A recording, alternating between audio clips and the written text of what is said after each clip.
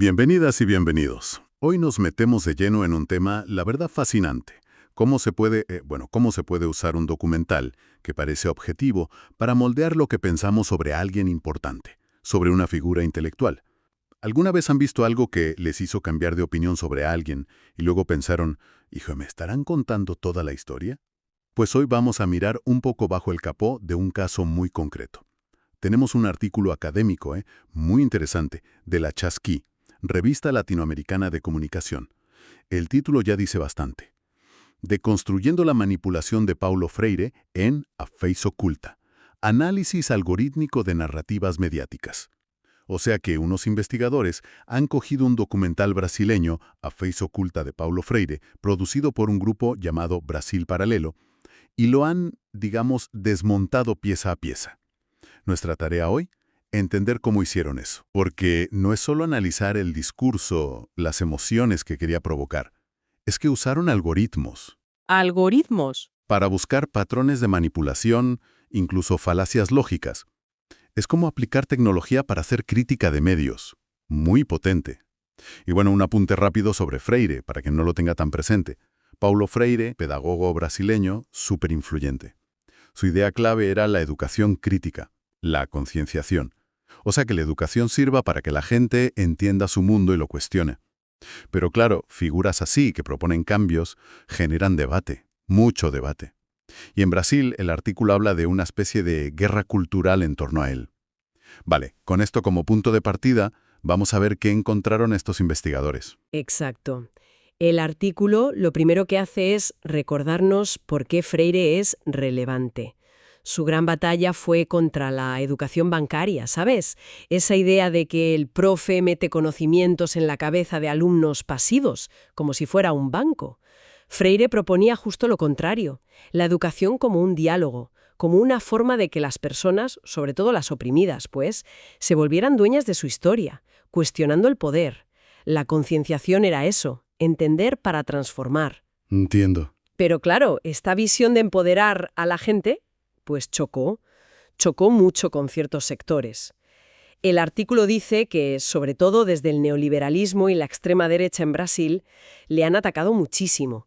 Lo pintan casi como un enemigo del país, acusándole de querer politizar las escuelas. Todo dentro de esa guerra cultural que comentabas. Y el documental que se analiza, A Face Oculta, viene de Brasil Paralelo. ¿Qué nos cuenta el estudio sobre esta productora? Porque eso ya nos da una pista, ¿no? Claro, es importante. El artículo la describe como una productora que nació en 2016 con una ideología muy marcada. Conservadora, revisionista en historia y educación, muy cercana a la extrema derecha brasileña. De hecho, citan otros estudios que acusan a Brasil Paralelo de distorsionar hechos históricos y usar desinformación para impulsar su visión. O sea que el documental sobre Freire no viene de un sitio neutral, precisamente. Vale, contexto claro. ¿Productora con una agenda definida? ¿Figura polémica? ¿Y cómo se metieron los investigadores a analizar el documental?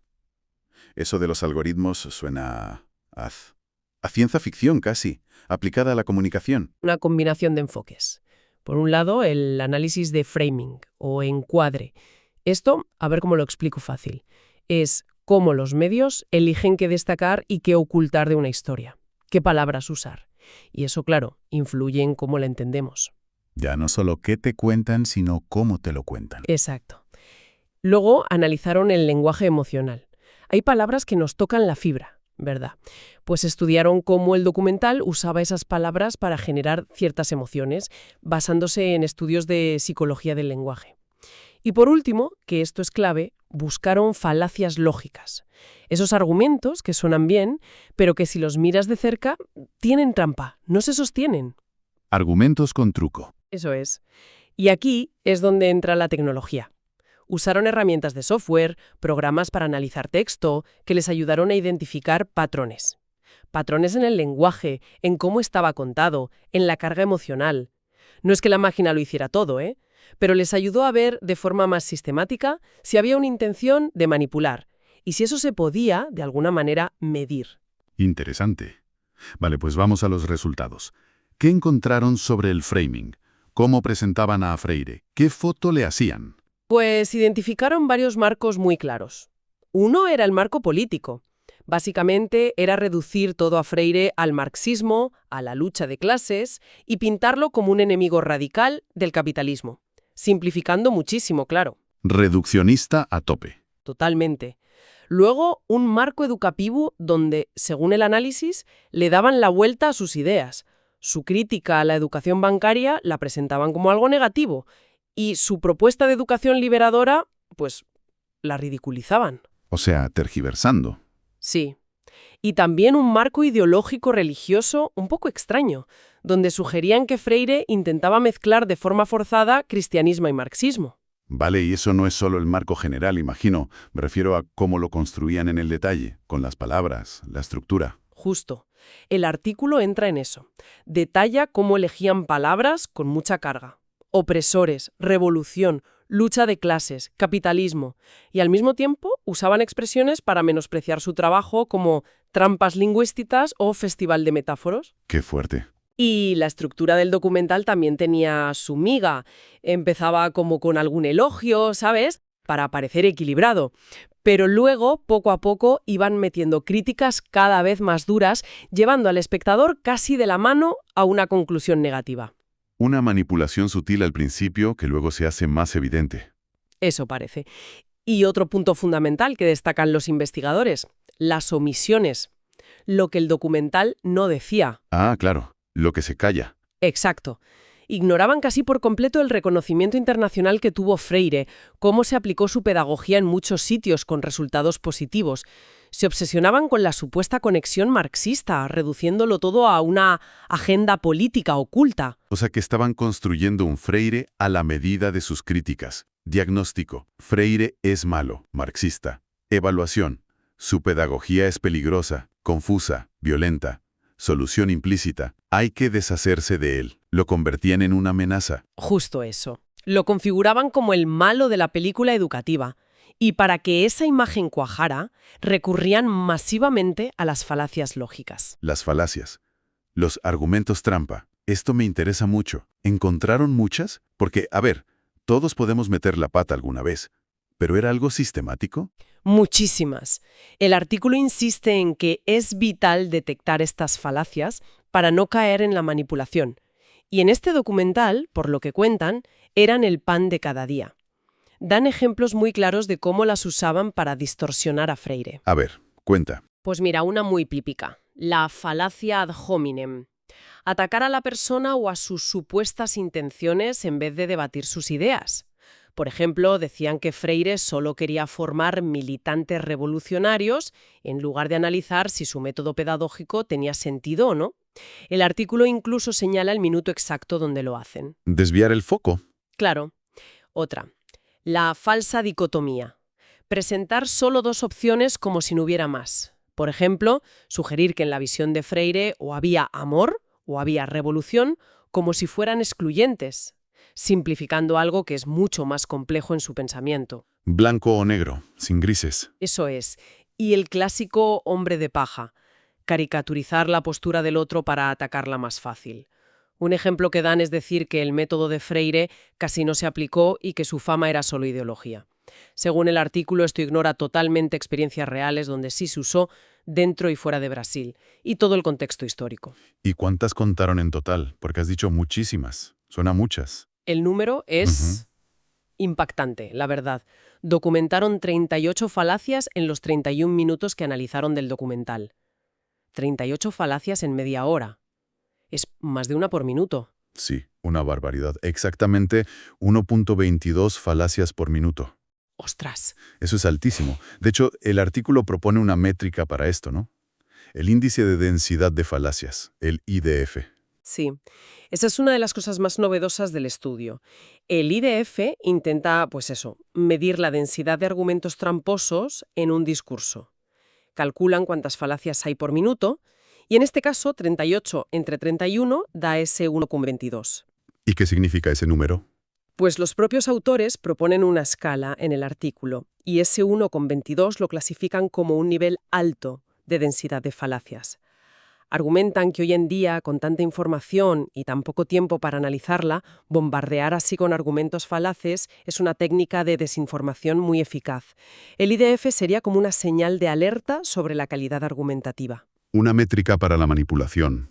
Suena potente, sí, pero es objetivo 100%. Supongo que tendrá sus limitaciones. Claro, los autores lo reconocen. Identificar una falacia a veces tiene un punto subjetivo, depende del contexto, de quién analiza.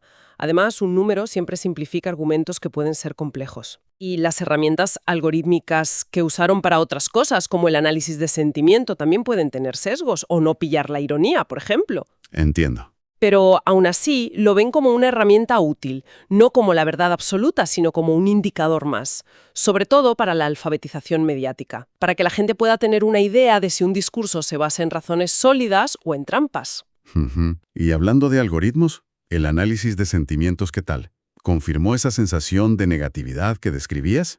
Totalmente. Fue un complemento perfecto. El análisis automático del texto del documental mostró que, la mayoría del tiempo, las palabras asociadas a Freire tenían una carga emocional negativa, muy pocos momentos positivos. Y lo interesante es que los picos de más negatividad coincidían con los momentos donde habían encontrado más falacias. Vaya. O sea que iban de la mano. Argumentos tramposos envueltos en emoción negativa, para generar rechazo.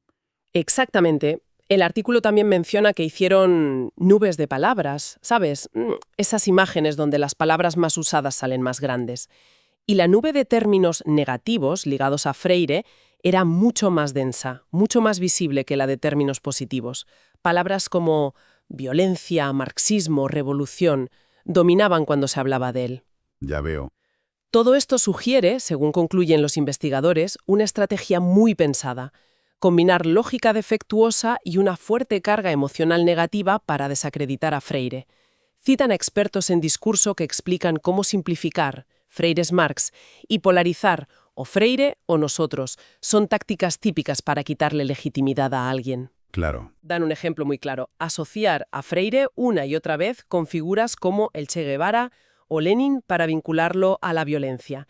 Según el artículo, esto ignora por completo lo que Freire escribió sobre la justa ira ante la injusticia, que él veía como un motor ético para cambiar las cosas, no como violencia física. El documental, al parecer, omitía ese matiz tan importante. Entonces, si juntamos todo, encuadre muy sesgado, omisiones importantes, una densidad altísima de falacias lógicas, incluso medida con un índice, y un uso muy calculado de la emoción negativa. ¿Qué significa esto en conjunto según las conclusiones del artículo? La conclusión principal del estudio es que este documental no es una crítica legítima, sino un caso bastante claro de manipulación discursiva sistemática.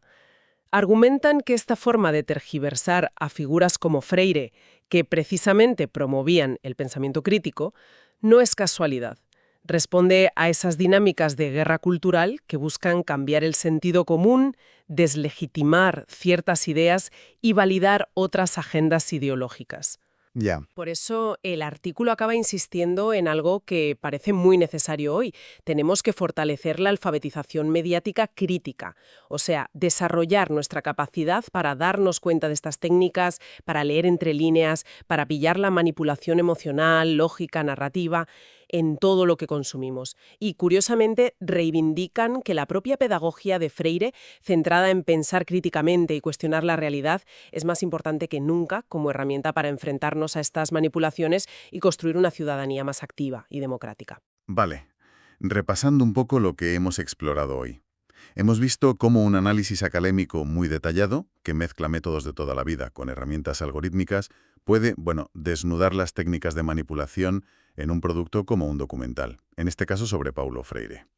Han identificado cómo se usaban encuadres negativos de forma sistemática, una cantidad brutal de falacias lógicas, medida incluso con ese índice de densidad de falacias que dio un nivel alto, y una manipulación emocional muy clara. Exacto. Y todo esto, según el estudio, para distorsionar la imagen y las ideas de Freire en ese contexto que llaman de guerra cultural. Es un ejemplo muy potente de cómo se puede investigar la desinformación hoy. Y nos deja una idea clara, como decías, la importancia enorme de mantener una mirada crítica. Esa alfabetización mediática, esa habilidad para detectar intenciones, sesgos, manipulaciones como las que describe el artículo, no es un extra, es algo básico hoy en día. Sí, totalmente. Y para cerrar, me quedo con una idea que los propios autores del artículo dejan ahí como línea futura. Hablan del potencial de desarrollar inteligencias artificiales más avanzadas, modelos de lenguaje entrenados específicamente para detectar falacias, manipulación, en distintos idiomas, contextos, quizás con más precisión que ahora. Ujú. Y esto plantea una pregunta interesante, ¿no? ¿Qué supondría confiar cada vez más en algoritmos para que nos ayuden a separar el grano de la paja en la información? ¿Podría la misma tecnología que a menudo ayuda a propagar el problema ser también parte de la solución? Es algo para darle una vuelta, sin duda.